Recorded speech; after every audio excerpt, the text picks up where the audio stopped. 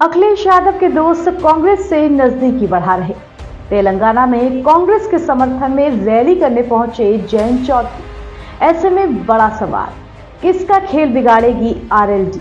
नमस्कार, बहुत स्वागत आपका एनबीटी ऑनलाइन में। आपके साथ मैं हूं ऐश्वर्या। चुनाव की बयार है, कई राज्यों में विधानसभा चुनाव चल रहे हैं तो लोकसभा चुनावों का सबको इंतजार है। अखिलेश और जयंत एक साथ कई मंचों पर नजर आए हैं। 2021 के यूपी विधानसभा चुनाव भी इन लोगों ने साथ मिलकर लड़े थे, मगर अब लगता है दोस्ती कुछ फीकी सी हो रही है।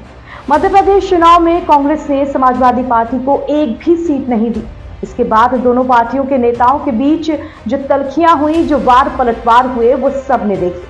हालांकि 2024 में बीजेपी को हराने के नाम पर अब भी सपा और कांग्रेस इंडिया गठबंधन के बहाने एकजुट ही हैं। अब कहने को तो एकजुट है, लेकिन लगता है इंडिया गठबंधन के इन दो प्रमुख दलों के बीच होड़ सी लगी हुई है, एक दूसरे को नीचा दिखाने, हराने या उनके नेताओं को अपने बाले में करने। सपा प्रमुख अखिलेश यादव हाल ही में तमिलनाडु की राजधानी चेन्नई पहुंचे थे, जहां उन्होंने सीएम स्टर्लिन के साथ मिलकर मंडल के मसीहा और भारत के पूर्व प्रधानमंत्री विश्वनाथ प्रताप सिंह की प्रतिमा अनावरण समारोह में शिरकत की। लेकिन दूसरी तरफ जयंत चौधरी हैदराबाद पहुंच चुके थे, तेलंगाना की राजधानी हैदराबाद। तो जी हां, अखिलेश यादव के चेन्नई के दौरे और जयंत चौधरी के हैदराबाद दौरे के बाद अब बड़े सवाल उठने लगे हैं कि क्या इंडिया गठबंधन में सब कुछ ठीक है? क्या कांग्रेस और सपा आपस में खेल नहीं खेल रहे एक दूसरे से जीत हार का? या इंडिया गठबंधन के अंदर रहकर ये दोनों एक दूसरे से कौन ज्यादा ऊंचा है ये दिखाने की कोशिश नहीं कर रहे? और उससे भी बड़ा सवाल ये कि आखिर जयंत चौधरी किसके साथ है? क्योंकि आपको याद दिला दे, पिछले कुछ वक्त में जब मध्य प्रदेश विधानसभा चुनाव में सीटों का बंटवारा किस प्रकार होगा ये बातें जोरों पर थी, तब कांग्रेस और सपा के रिश्ते किस कदर तल्ख हो चुके थे।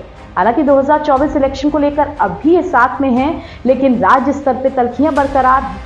और उस वक्त जयंत चौधरी पुरजोर तरीके से अखिलेश यादव के साथ खड़े नजर आए थे, लेकिन अब उनका अलग अलग दौरे करना, कांग्रेस के समर्थन में ज्यादा रैलियां करना, ये किसी के गले नहीं उतर रहा। अब जब एमके स्टर्लिन ने कांग्रेस को छोड़कर अखिलेश यादव को पूर्व पीएम वीपी सिंह की प्रतिमा के अनावरण में मुख्य अतिथि के तौर पर आमंत्रित किया, तो कांग्रेस भी पीछे कहां रहने वाली थी। कांग्रेस ने तेलंगाना में चुनाव प्रचार के लिए जयंत चौधरी को मैदान में उतार दिया। जयंत चौधरी ने राजस्थान के बाद तेलंगाना में भी कांग्रेस के समर्थन में जनसभाएं की, रैलियां की, तो यह चर्चा का विषय बनना ही था।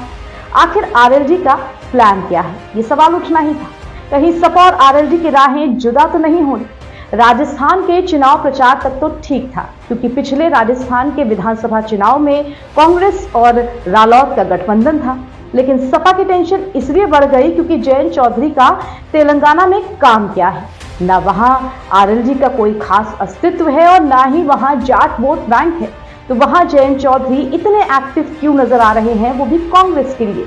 क्या जयंत और सपा के बीच की दूरियां बढ़ रही हैं, या ये कांग्रेस का कोई नया प्लान है सपा पर दबाव बनाने के लिए? कांग्रेस और समाजवादी पार्टी के बीच की हाल फिलहाल की ये तल्खियां किसी से छिपी नहीं है। ऐसे में एक के बाद एक, यानी कि राजस्थान के बाद तेलंगाना में कांग्रेस के पक्ष में जयंत चौधरी का इतना एक्टिवली चुनाव प्रचार करना, ये उत्तर प्रदेश में क्या किसी नए सियासी समीकरण को हवा देने की शुरुआत है? और ये समीकरण कितने बदलेंगे, ये पूरी खबरें हम आप तक पहुंचाते रहेंगे। फिलहाल इस स्पेशल रिपोर्ट से मुझे दीजिए इजाजत, और उत्तर प्रदेश की हर छोटी बड़ी राजनीतिक हलचल के लिए आप जुड़े रहिए एनबीटी ऑनलाइन के साथ। नमस्कार।